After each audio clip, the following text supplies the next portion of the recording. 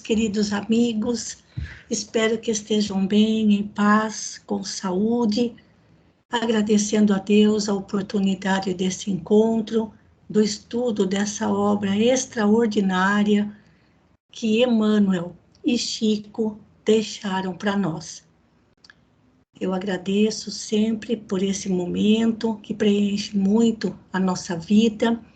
E para as nossas atividades desta noite, a prece de abertura fica por conta da Elaine, mas eu ainda não tinha visto ela por aí. Então, acho que eu vou fazer o contrário. Eu vou trocar, eu vou pedir para a Marina fazer a prece de abertura, e se a Elaine entrar, daí a Elaine faz a final. Você pode começar para a gente, Marina? Eu já estou aqui, sim.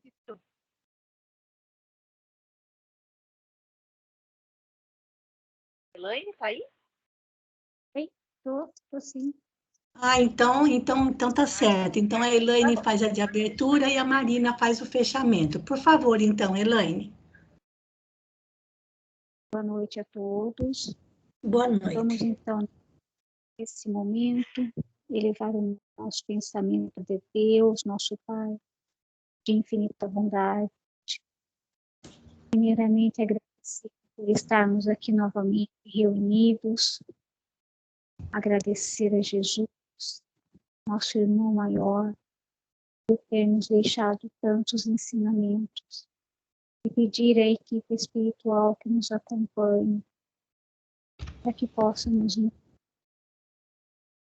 na leitura que tanto nos traz de conhecimentos, tantas maravilhas para a gente. Templos, obrigado, companhia de todos. Que assim seja. Muito obrigada, Elaine.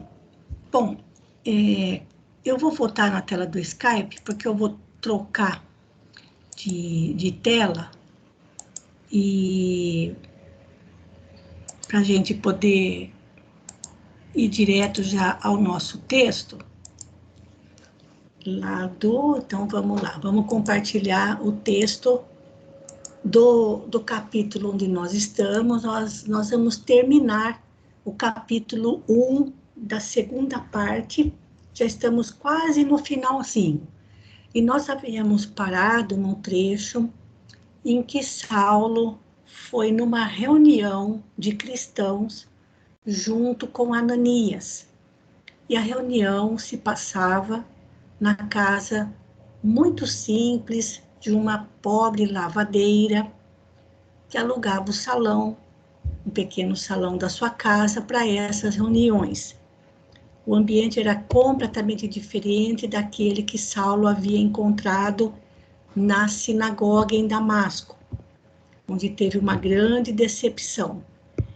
E na semana passada, que me tem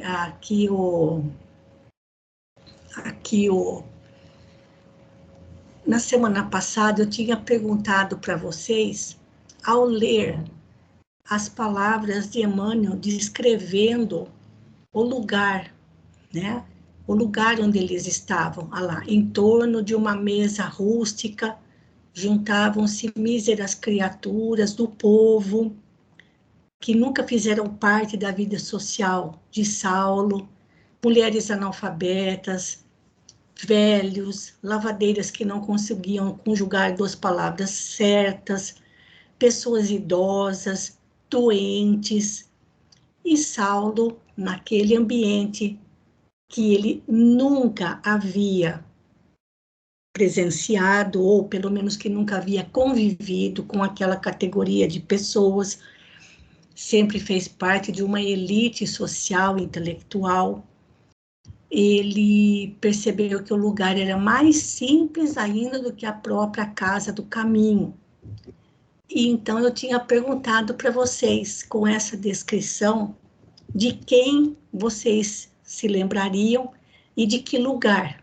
Porque quando a gente estava lendo esse trecho na semana passada, o lugar me fez lembrar dos primeiros agrupamentos espíritas aqui no Brasil, sobretudo no interior, onde os grupos eram familiares e as reuniões aconteciam na casa das pessoas, numa sala separada, ou mesmo que fosse num pequeno salão, tudo era muito, muito simples.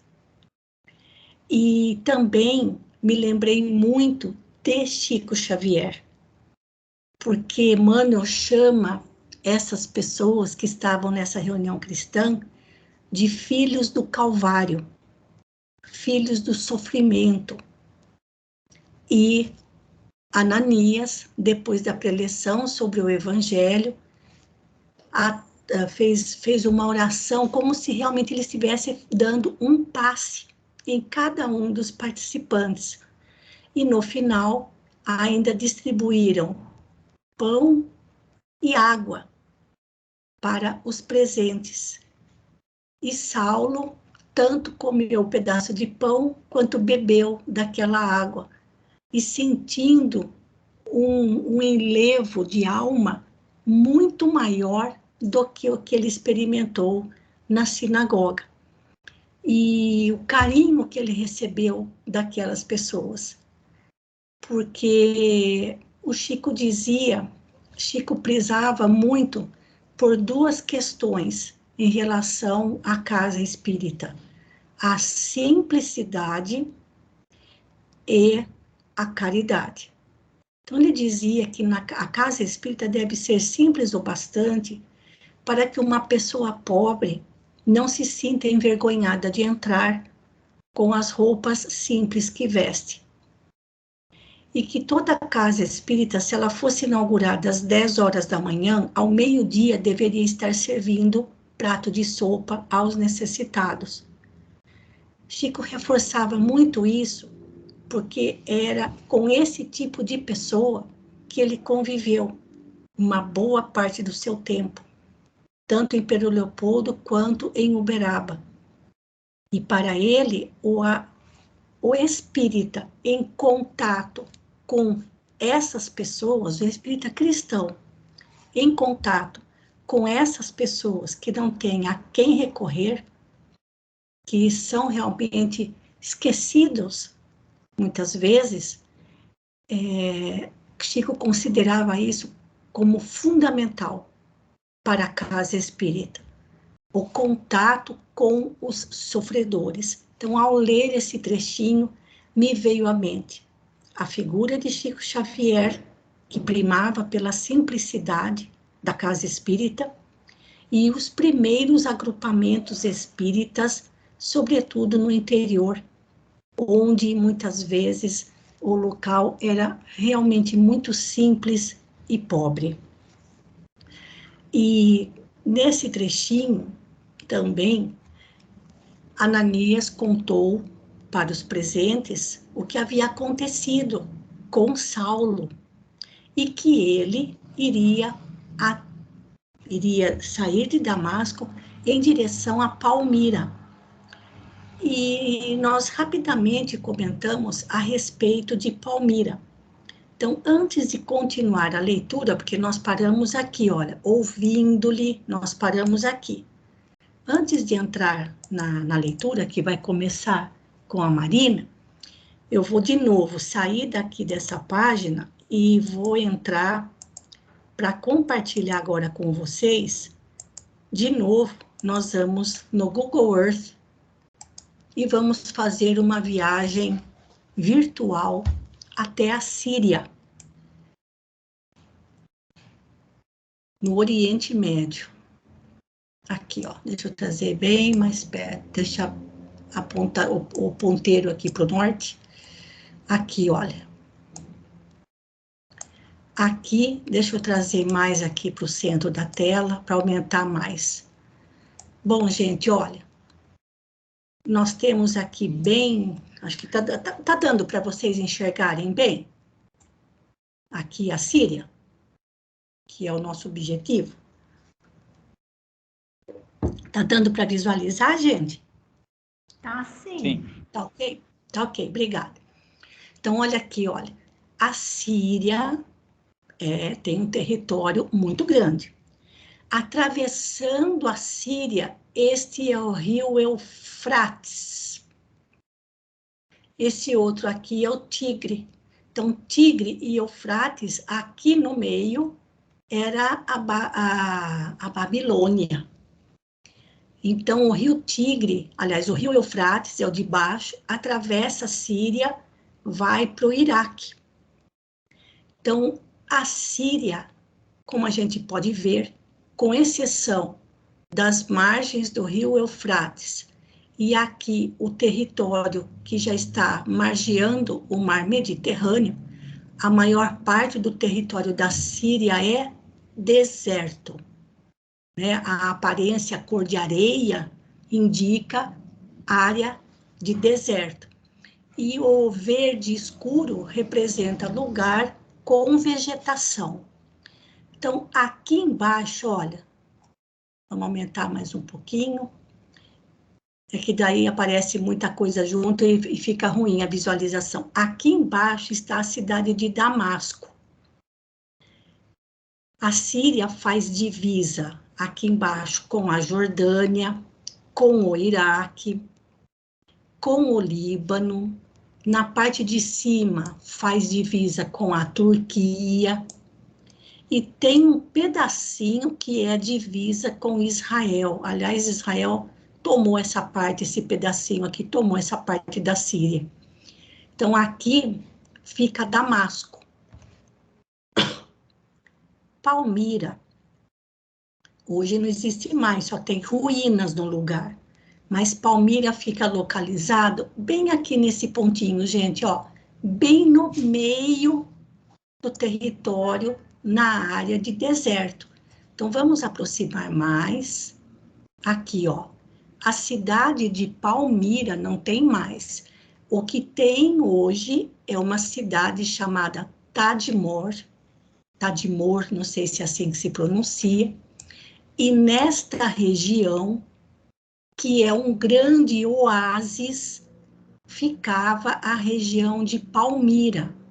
Olha lá, olha, Palmira, aeroporto. Dá até para ver a pista aqui, olha. E ainda existem os templos, muitas ruínas que foram consideradas patrimônio da humanidade pela ONU, mas algumas delas foram destruídas recentemente pelo Estado Islâmico. Então, hoje a cidade que há no lugar é Tadmor.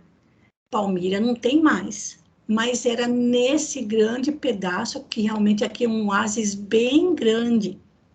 E a localização em relação a Damasco era de 215 quilômetros, é uma boa distância. Para nós aqui é como de Limeira para Ribeirão Preto, um pouco mais talvez.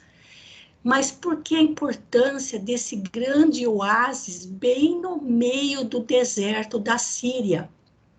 Justamente para escoar a produção às margens do rio Eufrates, passando por esse oásis, até chegar em Damasco, mais ao sul.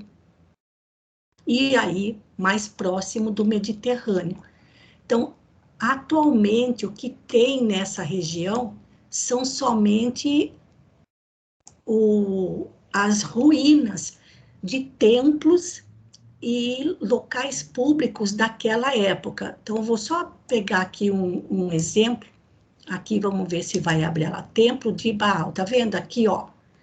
Tem vários de ruínas no local. Aqui era Império Romano, né? Por isso, tantas construções ao estilo romano. Vamos ver se aparece mais aqui no aeroporto de Palmira. Olha lá, olha. Tem muitas ruínas. Na verdade, essas ruínas são muito bonitas e estavam muito bem conservadas, né? Mas uma boa parte delas acabou sendo derrubada pelo exército islâmico, ou pelo Estado Islâmico. Olha aqui, ó. Então, isso são os locais que sobraram de Palmira. Os moradores dessa região, à época, lá de Saulo, era uma mistura de gente, justamente por ser passagem de comércio. E eram povos pagãos. Aqui, ó, mais um aqui, ó, vamos ver aqui, ó. Ah lá, aqui já é mais atual, é uma prisão. Deixa eu ver o que eu não abri ainda, vamos ver se dá para ver aqui alguma coisa a mais aqui. Não. Nós temos, então, nessa região, vários monumentos, ruínas daquela época, mas muito bonitos, construídos, levantados pelo exército, pelo Império Romano, e essa cidade tinha uma grande importância na época de Saulo, há 2000 anos. Então, hoje é uma região aqui no meio do deserto, surgindo aqui sempre o perigo de uma ocupação por outros, por outros grupos religiosos e políticos, enfim. Mas então, só para a gente ter uma ideia, gente, do que Saulo, o caminho que Saulo iria fazer, como a gente vai ver nas leituras de hoje, saindo de Damasco, aqui embaixo, olha, saindo de Damasco, até chegar aqui, olha, são 215 quilômetros de pleno deserto. Aqui é deserto mesmo, né? Então, a gente vê no mapa da Síria, olha lá, fica bem no centro do território sírio. E uma área importante por ser um grande oásis desde os tempos de Saulo, dos tempos de Jesus. Então, foi para esse cantinho que Saulo iria viver. E quando a gente fala, né, que foi para o deserto, a gente sempre tem aquelas lembranças, às vezes, de desenhos e filmes do nosso tempo de criança, que morar no deserto é você montar uma tenda e ficar morando numa tenda. Não, era uma cidade com monumentos belíssimos construídos pelo Império Romano, as pessoas tinham casas, moravam em casas. Então, era toda uma estrutura muito bem organizada, né? Então, a gente tem aquela ideia, né, infantil, às vezes, né? Mora no deserto, mora embaixo de uma... Tem ali um oásis pequenininho, um laguinho, umas palmeiras, uns coqueiros, e ali ele vai e monta a sua tenda e mora ali. Não. No caso específico de Palmira, não. Era uma grande cidade bem no meio do deserto da Síria. Tá ok, gente? Então, com isso, é importante a gente se localizar geograficamente, porque essa região, aliás, toda essa região do Oriente Médio, o Império Persa, também era grande e poderoso, então tem monumentos belíssimos aqui, da história da humanidade, né? E poderia ser uma região de um grande turismo, mas quem que se arrisca a fazer turismo nessa região com tantas guerras, não é? Com tantos dilemas. Aliás, atualmente ninguém mais fala nada da Síria, né, gente? Depois de ter sido destruída, ninguém fala mais nada da Síria. Mas, enfim, vamos voltar de novo lá para aquele nosso vai e vem e começar continuarmos, então, a nossa leitura com a Marina. A partir daqui, Marina, olha, então Saulo ainda estava lá naquela reunião, na casa simplesinha e humilde de uma lavadeira com os cristãos de Damasco. Então, pode começar, Marina, por favor. Ouvindo-lhe a rogativa que o calor da amizade revestia de amável singular, Aqui, olha, gente, só um minutinho, Marina. Olha, Emmanuel está esbanjando palavras que não são comuns no nosso dia a dia. Amavio, olha, rogativa que o calor da amizade revestia de amavio singular. Amavio significa encantamento, tá? Então, pode continuar. Paulo chorou de reconhecimento e gratidão, comparando as emoções do rabino que fora com as do servo de Jesus que agora queria ser. Nas reuniões suntuosas do Sinédrio, jamais ouvira um companheiro exorar ao céu com aquela sinceridade superior. Entre os mais afeiçoados, só encontrara elogios vãos, prontos a se transformarem em calúnias torpes, quando lhes não podia conceder favores materiais. Em toda parte, admiração superficial, filha do jogo dos interesses inferiores. Ali a situação era outra. Nenhuma daquelas criaturas desfavorecidas da sorte viera pedir-lhe facilidades. Todos pareciam satisfeitos ao serviço de Deus, e assim os congregava a termo de trabalhos exaustivos e penosos. E por fim, ainda rogavam a Jesus que concedesse paz de espírito para o seu empreendimento. Pode fazer seus comentários quando quiser, viu, Marina, da leitura, tá bom? Eu acho que aqui ficou bem claro, porque Saulo estava lá pensando com os seus botões, né? E fazendo uma comparação da recepção que ele havia recebido daquelas pessoas tão simples com o que ele recebia e como ele era tratado no Sinédrio, em Jerusalém, ou até mesmo pela elite de Damasco. Então, ele estava fazendo as suas comparações, mostrando como ele havia comprovado pelo seu amigo, que ele pensava que era amigo, Sadoc. Então, ele estava comparando como era diferente, o quanto era diferente a recepção daquelas pessoas onde ele estava, porque aquelas pessoas não tinham nada para oferecer para ele, a não ser um grande amor, um grande carinho. E, além do mais, ainda pediram a Jesus que protegesse a ele, Saulo, no seu objetivo de ir para Palmira, né? Então, ele realmente, aquilo deixou ele bastante emocionado. Pode continuar. Terminada a reunião, Saulo de Tarso tinha lágrimas nos olhos. Na igreja do caminho, em Jerusalém, os apóstolos galileus o trataram com especial deferência.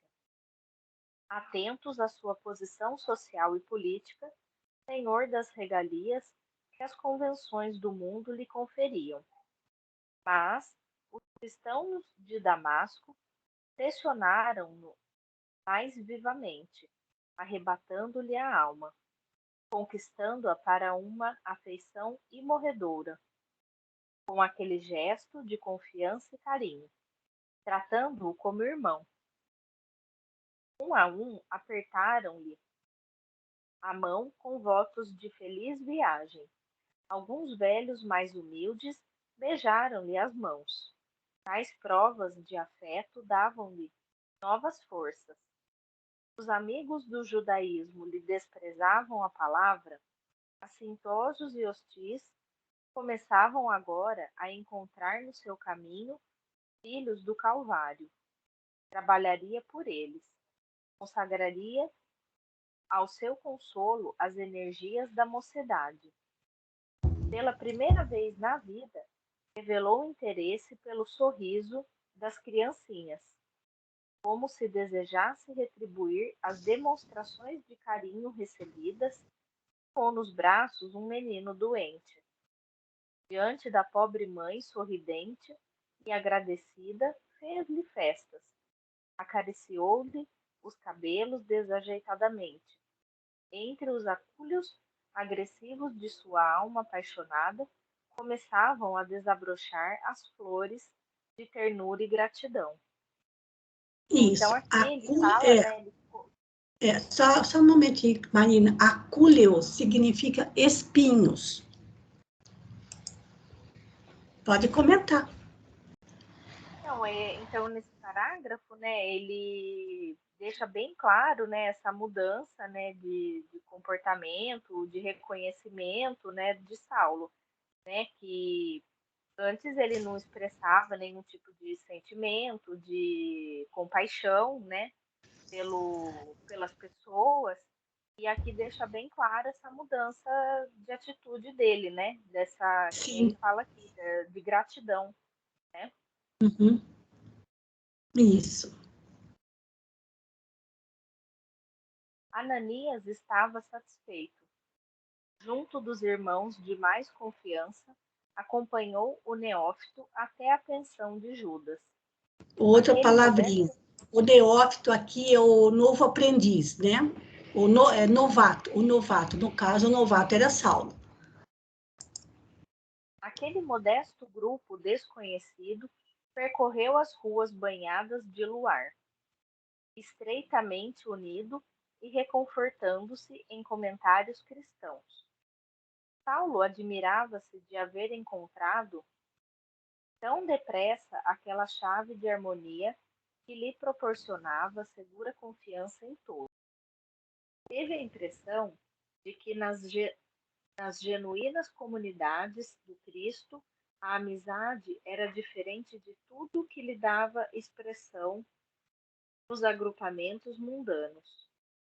Na diversidade das lutas sociais, traço dominante das relações cifrava-se agora, a seus olhos, nas vantagens do interesse individual, ao passo que, na unidade de esforços da tarefa do mestre, havia um cunho divino de confiança, como se os compromissos tivessem o ascendente divino, original. Todos falavam como nascidos no mesmo lar, e expunham uma ideia digna de maior ponderação, faziam-no com serenidade e geral compreensão do dever, e versavam assuntos leves e simples. Os comentários timbravam franca e confortadora alegria. Em nenhum deles notava a preocupação de parecer menos sincero na defesa dos seus pontos de vista, mas, ao invés, ilhanesa de trato, sem lágrimas Lianesa significa sinceridade. e lágrimas. Só aqui duas palavrinhas, Marina, só um minutinho. Lianesa significa sinceridade e espontaneidade, e laivos significa manchas, né, de hipocrisia. Pronto, pode continuar.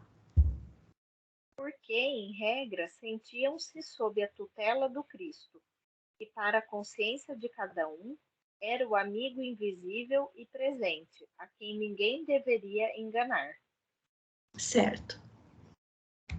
Ali ninguém queria ser mais do que ninguém, né? Todo mundo se sentia feliz de estar na companhia um do outro, comentando assuntos relacionados ao cristianismo, aos ensinamentos, mas com muita sinceridade de um para com o outro, muito respeito, né? Então, isso tocou bastante Saulo. Continuando, estamos quase acabando. Consolado e satisfeito de haver encontrado amigos na verdadeira acepção da palavra, Saulo chegou à estalagem de Judas, despedindo-se de todos profundamente comovido. Ele próprio surpreendia-se com o sabor de intimidade com que as expressões lhe afloravam os lábios. Agora compreendia que a palavra irmão, largamente usada entre os adeptos do caminho, não era fútil e vã. Os companheiros de Ananias conquistaram-lhe o coração. Nunca mais esqueceria os irmãos de Damasco. No dia imediato, contratando um serviçal indicado pelo estalajadeiro, Saulo de Tarso, ao amanhecer, embora surpreendesse o dono da casa com o seu ânimo resoluto, fosse a caminho da cidade famosa, situada num oásis em pleno deserto. Ah lá, olha a informação de Emmanuel, que é verdadeira. Palmira, na época, era uma cidade famosa e realmente situada num oásis em pleno deserto, na Síria. Vejam aí como fala? a comprovação do que a gente viu anteriormente lá no mapa. Pode continuar, Marina, que agora está fácil, né, gente, de entender que Saulo estava se preparando aí para começar a sua viagem. Nas primeiras horas da manhã, saíam das portas de Damasco 2 homens modestamente trajados, à frente de pequeno camelo carregado das necessárias provisões. Saulo fizera questão de partir assim, a pé, de modo a iniciar a vida com rigores que lhe seriam sumamente benéficos mais tarde. Não viajaria mais na tranquilidade de doutor da lei, rodeado de servos, sim como discípulo de Jesus, adstrito aos seus programas. Por esse motivo, considerou preferível viajar como beduíno, para aprender a contar sempre com as próprias forças. Sob o calor calcinante do dia, sob as bênçãos refrigeradoras do crepúsculo, seu pensamento estava fixo naquele que o chamara do mundo para uma vida nova. As noites do deserto, quando o luar enche de sonho a desolação da paisagem morta, tocadas de misteriosa beleza. Sob as frondes de alguma tamareira,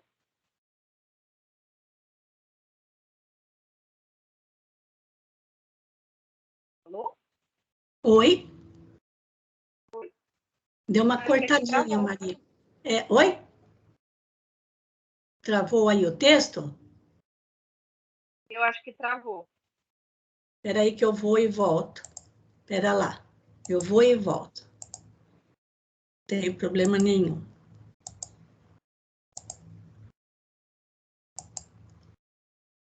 Aqui, ó, você parou aqui, ó. Sob as frondes de alguma tamareira solitária. Apareceu aí? Ainda não.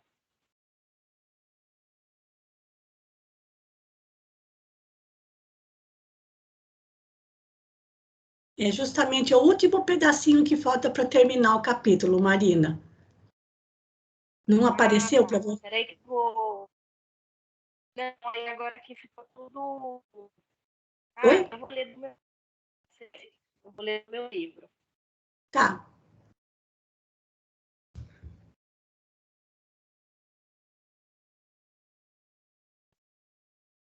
Tá no fim do capítulo 1 da segunda parte. É o último trechinho mesmo, que termina ali. Fica mais fácil. Travando bastante. Inclusive a sua voz de vez em quando dá umas cortadas também, então acho que é a internet que deve estar um pouquinho sobrecarregada. Eu vou ler de novo, então, aqui. É. Sob o calor calcinante do dia, bênçãos refrigeradoras do crepúsculo, o pensamento estava fixo naquele chamado do mundo para uma vida nova. As noites do deserto, quando o luar enche de sonho a desolação da paisagem morta, são tocadas de misteriosa beleza. Sob a fronte de alguma camareira solitária, convertido de Damasco a feito para profundos meditações. O firmamento estrelado tinha as suas confortadoras e permanentes mensagens. Estava convicto de que sua alma havia sido arrebatada a novos horizontes, porque, por meio de todas as coisas da natureza, parecia receber o pensamento do Cristo que lhe falava carinhosamente no coração. Isso. E com isso nós terminamos o capítulo 1 da segunda parte. E Saulo, aproveitando as noites no deserto, não dá nem para imaginar o céu noturno, não, gente?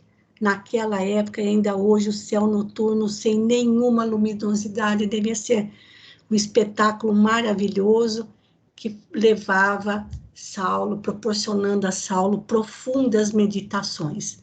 né? Não posso nem imaginar quanto tempo eles devem ter demorado para percorrer 215 quilômetros, né, aproximadamente mais de 200 quilômetros, até chegarem em Palmira, passando em pleno deserto. Mais alguma coisa, Marina? Alguém quer fazer algum comentário? Só isso mesmo. Muito bem. Então, eu vou voltar agora lá no índice geral, para poder, aliás, aqui em cima mesmo, para passar para o segundo capítulo da segunda parte, o tecelão. E agora eu passo a leitura para a Ritinha, certo, Marina? Muito obrigada, viu?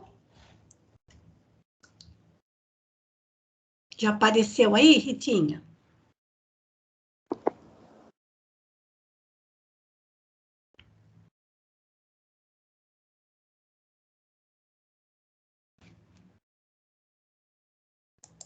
Que a Ritinha também está com um probleminha lá de áudio.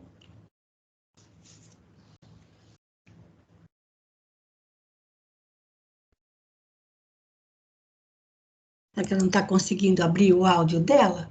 Ou ela saiu? Espera aí. Oi? Tá Conseguiu? Tô ouvindo sim, Ritinha. Espera lá então, que eu vou... Eu não sei se ele fecha. Não, tá ok agora. Eu vou compartilhar novamente. Vamos lá. Capítulo 2 agora. Que a internet aqui tá ruim. Se não apareceu... Se não apareceu... Oi? A Marina já teve problema, agora comigo também, né? Então... Mas você tem o livro aí, não tem? Tenho. Oi? Pode ir pelo livro, que eu vou mexendo a tela aqui para quem não tem o livro poder acompanhar. Mas está aparecendo para mim então tá bom. Então tá. pode começar. Eu também. Oi? Então eu estou com Vamos o livro também. Tá ok. Então, o tecelão. Apesar de acostumados ao espetáculo permanente da chegada de estrangeiros à cidade, dada a sua privilegiada situação no deserto, os transeuntes de Palmira notaram com profundo interesse a passagem daquele beduíno, seguido de humilde serviçal a puxar um mísero camelo arquejante de cansaço. Sem dúvida, reconheceram-lhe o perfil de judeu nos traços característicos do rosto, na energia serena que lhe transparecia do olhar. Saulo, por sua vez, transitava com um ar indiferente, como se convivesse naquele cenário de há muito tempo. Ciente de que o irmão do antigo mestre era ali negociante dos mais conhecidos e abastados, não teve dificuldade em obter informações de um compatrício que lhe indicou a residência. Só esclarecendo aqui, Ritinha, o antigo mestre a que Saulo se refere é Gamaliel. Gamaliel. Então ele sabia, Gamaliel tinha se afastado de Jerusalém, indo viver em Palmira, e lá ele tinha um irmão, que era um negociante bastante abastado, ou seja, rico, né, com muitas posses. Tá? Então, esse antigo mestre não tem nada a ver com Jesus, é Gamaliel, tá? O professor de Saulo em Jerusalém. Acomodando-se numa estalagem comum para refazer-se das fadigas da viagem, consultou a bolsa para regular o seu programa. O dinheiro esgotava-se. Mal chegaria para remunerar o companheiro dedicado que lhe fora amigo fiel em toda a penosa viagem. Depois de informado do quanto a pagar, verificando a insuficiência dos recursos, falou-lhe com humildade. Judá, de momento não tenho bastante para compensar melhor o serviço que me prestaste. Entretanto, dou-te metade da importância e mais o camelo em pagamento do restante. O próprio servo comoveu-se com o tom humilde da proposta. Não precisa tanto, senhor, respondeu confuso. O valor do animal basta e sobra. Desse modo, não ficará desprevenido. Contento-me com algumas moedas, apenas o necessário para custear a volta. Saulo teve para ele um olhar de reconhecimento e, alegando a impossibilidade de o reter por mais tempo, despediu-o com expressões de conforto e votos de feliz regresso a Damasco. Depois, recolhendo-se ao quarto pobre que tomara, entrou a meditar, acuradamente nos últimos acontecimentos da sua vida. Estava só, sem parentes, sem amigos, sem dinheiro. Pouco antes daquela resolução de partir no encalço de Ananias, não vacilaria em decretar a morte de quem profetizasse o futuro que o esperava. Sua existência, seus planos estavam transformados nos detalhes mais íntimos. Que fazer agora? E se não encontrasse em Palmira o socorro de Gamaliel, conforme aguardava em suas esperanças secretas? Considerou a extensão das dificuldades que se desdobravam aos seus olhos. Tudo difícil. Estava como o homem que houvesse perdido a família, a pátria e o lar. Profunda amargura começava a invadir-lhe o coração. Repentinamente, porém, recordou-se do Cristo e a lembrança da visão gloriosa encheu-lhe de conforto o espírito desolado, confiando muito mais naquele que lhe estendera as mãos do que em suas próprias forças. Procurou acalmar os sobressaltos íntimos, dando repouso ao corpo fatigado. Então, aí, nesse momento, né, Saulo estava diante de toda a dificuldade que ele iria enfrentar dali para frente. Sim. Porque ele já não tinha dinheiro, não tinha amigos, porque o próprio Sadoc virou as costas para ele. Sim. E o único amigo que ele tinha era o Ananias, e ele estava em busca do mestre, para ver se achava Gamaliel e que pudesse ajudá-lo, né, em alguma coisa, algum dinheiro, né, para que ele continuasse a sua peregrinação. Mas ali ele lembrava de Jesus. Sim. E Jesus, quando apareceu para ele, e ele viu Jesus, ele ali começou a tomar consciência de tudo que estaria pela frente. E essa mudança dele, Maroísa, foi assim, muito brusca? Foi. Foi. Foi Assim, mesmo, de um dia para o Foi? outro. Foi de um dia para o outro. A mudança de Saulo, você fala? Isso. Foi mesmo. Pode falar. Quando ele perde a visão, né, que ele fica naquela situação e Jesus aparece para ele, ele estava em viagem, né, ele ia atrás de Ananias. Sim. Então, nesse caminho que ele foi tomado pela cegueira e depois encontrou Jesus. Então, tudo isso indica que foi uma mudança do dia para a noite. Foi uma mudança imediata. Foi imediata, porque ali mesmo, junto com os 3 servos que o acompanhavam para Damasco, os próprios servos ficaram admirados da mudança de atitude de Saulo. Sim, né? Eu lembro. Chorava muito, aquelas coisas, né? Isso. E outra coisa também, que lendo o comecinho desse capítulo, que ele fala, né, que ele estava sem família, sem pátria e sem lar. Indo para Palmira, ele estava mais longe ainda de Jerusalém.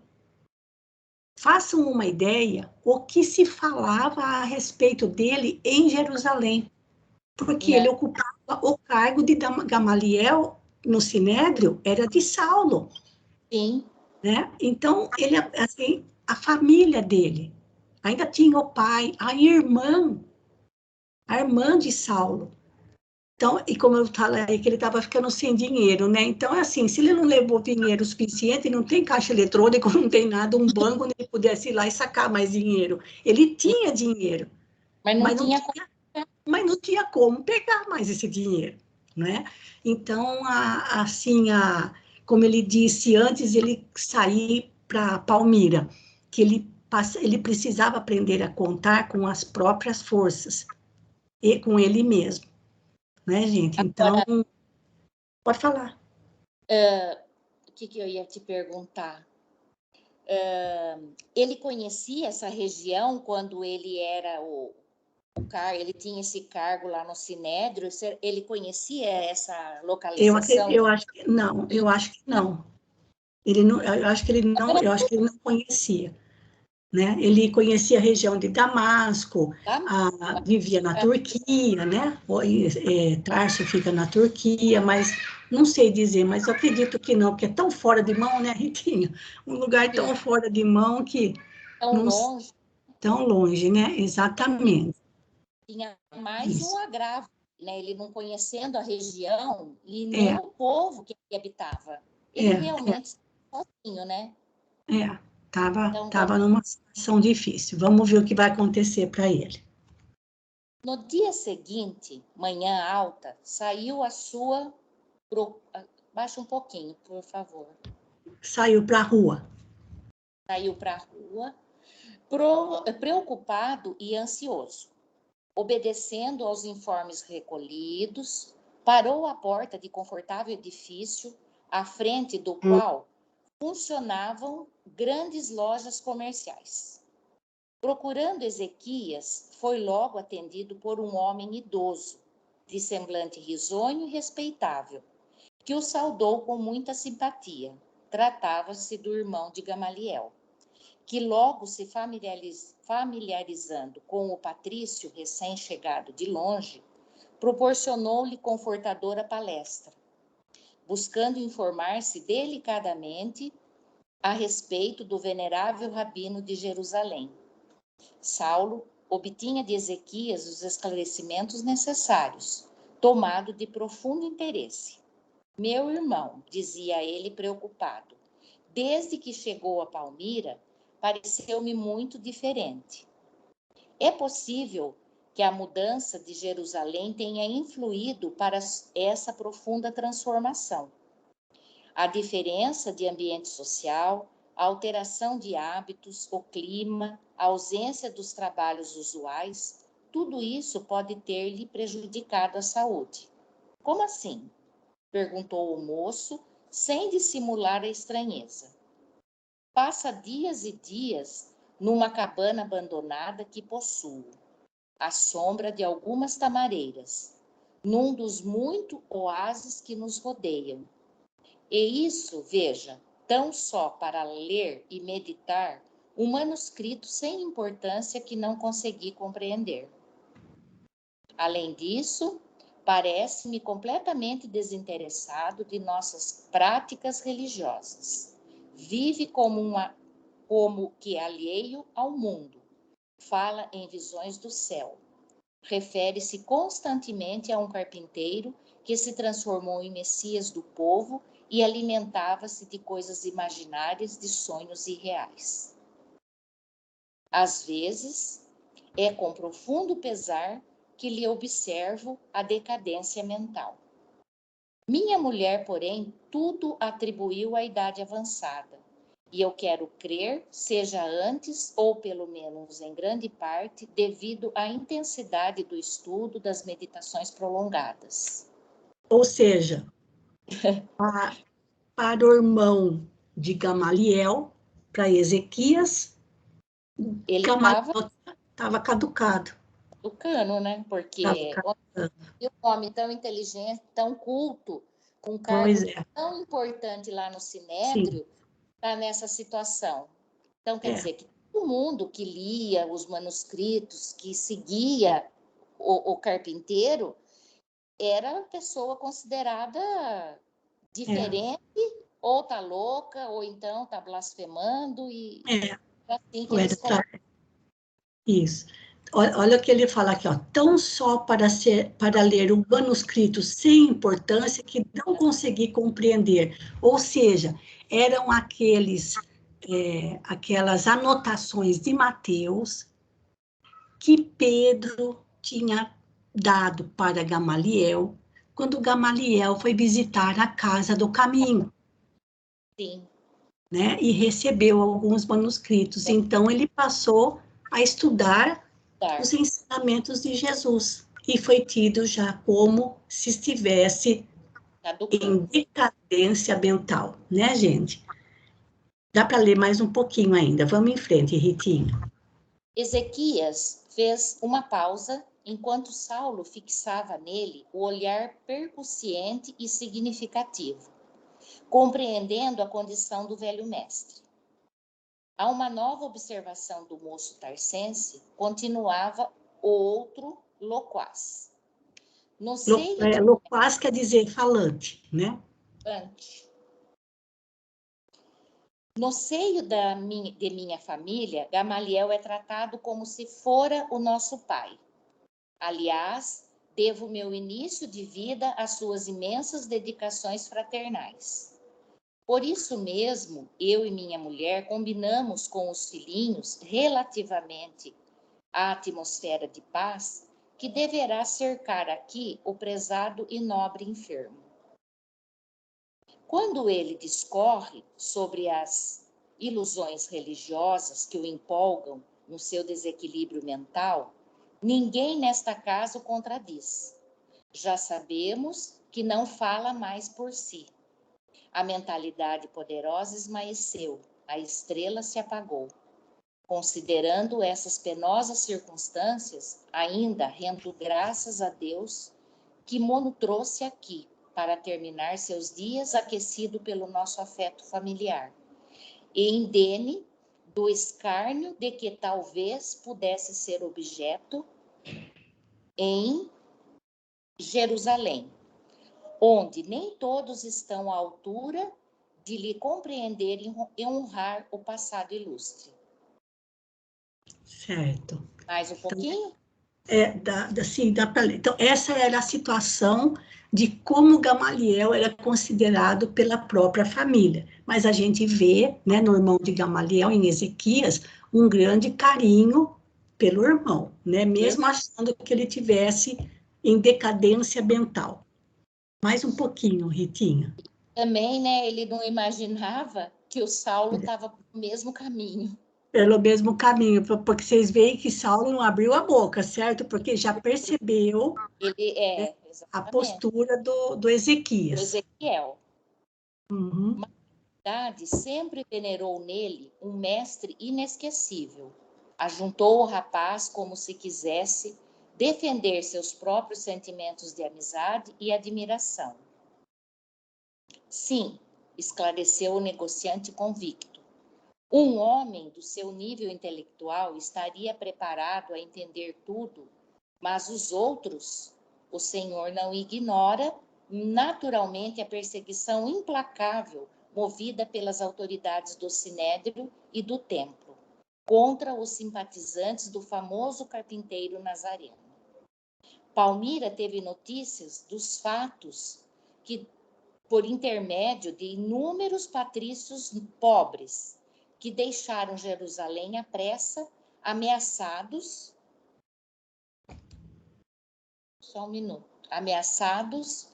de prisão e morte. Ora, foi justamente com a personalidade desse homem que Gamaliel deu as primeiras demonstrações de fraqueza mental. Se estivesse por lá, que seria da sua velhice desamparada?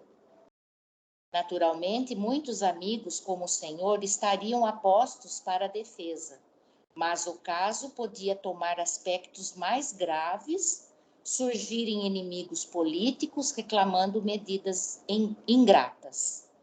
E de nossa parte, nada poderíamos tentar para restabelecer a situação, porque, na verdade, a sua loucura é pacífica, quase imperceptível, e de maneira alguma conseguiríamos suportar sua apologia ao celerado que o Sinédrio mandou dou a cruz dos ladrões. Certo. Então, veja que ele está falando aqui, né, das perseguições movidas pelo Sinédrio, pelo templo, por meio do próprio Saulo, né, e como teria sido complicado ou muito delicado se Saulo tivesse ficado, ou, aliás, se Gamaliel tivesse ficado em Jerusalém. E olha que informação interessante que ele passa aqui, gente, cadê? Onde ele fala de pessoas que chegam, a novidade aqui, ó, eles ficaram sabendo, né, das perseguições aos cristãos por inúmeros patrícios pobres que deixaram Jerusalém e ameaçados de prisão e morte. Ou seja, eles fugiram tudo lá para aquele lado, lá para Palmira, porque era bem longe, né? E pelo menos ali a ilusão de que poderiam ter alguma segurança. Nós vamos parar por aqui, Ritinha. Mais algum comentário que você queira fazer antes da gente terminar?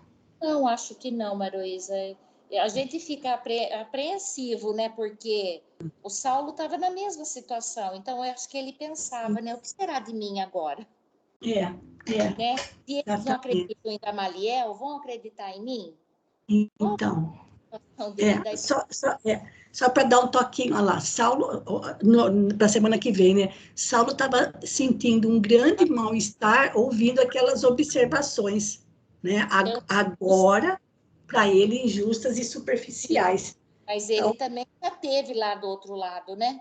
Exatamente. Então, achou melhor ficar quietinho, certo? Para ver o que ia acontecer. Muito bem, Ritinha. Então, agradeço pela leitura. Eu volto aqui para a página do Skype, já partindo aqui para o encerramento. Algum comentário? Ainda temos aqui um minutinho para alguma colocação.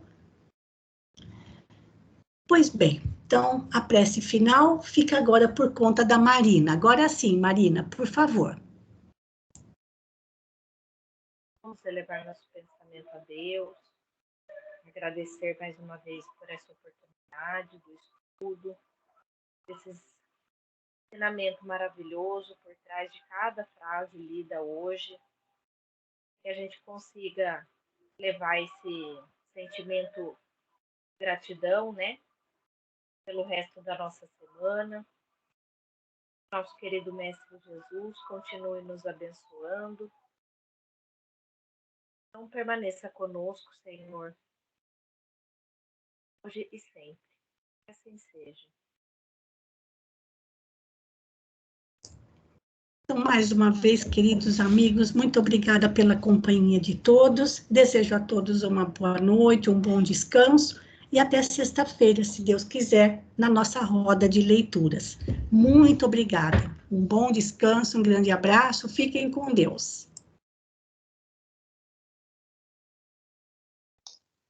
Boa noite, fiquem com Deus.